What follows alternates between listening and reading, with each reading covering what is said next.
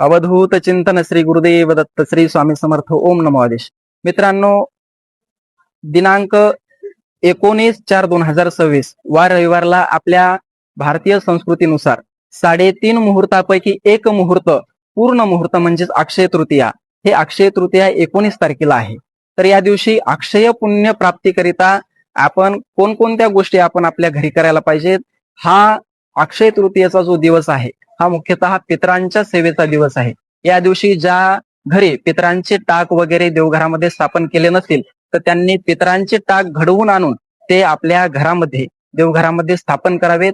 त्यांना नैवेद्य दाखवावा व पितरांचे आशीर्वाद या दिवशी आपल्याला अशा पद्धतीनं ही सेवा केल्याच्या नंतर आपल्याला प्राप्त होतात. त्याचबरोबर या दिवशी स्नान आणि दानाला खूप महत्व आहे.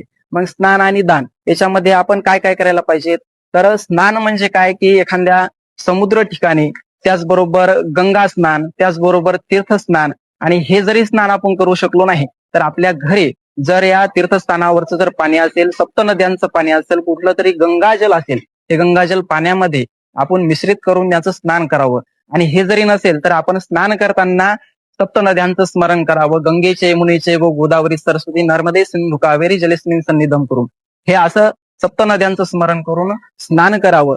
या स्नानाला खूप अनन्यसाधारण असं महत्व या अक्षय तृतीयेच्या दिवशी आहे. त्याचबरोबर दान कोणतं करावं. तर अक्षय तृतीयेच्या दिवशी आपण जे काही अक्षय तृतीयेचा जो काळ आहे हा म्हणजे कडक उन्हाळ्याचा काळ असतो. या काळामध्ये सर्वात जास्त जलदानाला महत्व आहे.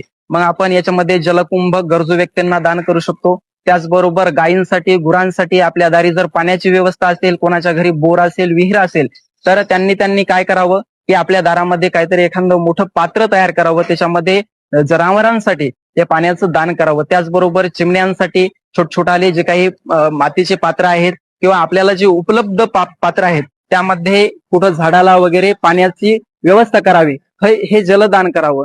त्याचबरोबर अक्षय तृतीयाच्या दिवशी खरेदीसाठी खूप महत्व आहे. ती खरेदी म्हणजे काय, सोने चांदी. या सोन्या चांदीच्या खरेदीसाठी खूप खूप महत्व आहे. कारण की अक्षय धनसंपदा, जी काही संपत्ती आपल्या घरी राहावी याकरता या गोष्टीला खूप महत्व आहे. तर अशा पद्धतीने अक्षय तृतीयेचं जे काही महत्व आहे आपल्याला सांगितलेलं आहे. जे आपल्याला यामधून आपल्याला करता येईल ते आपण करावं. श्री स्वामी समर्थ.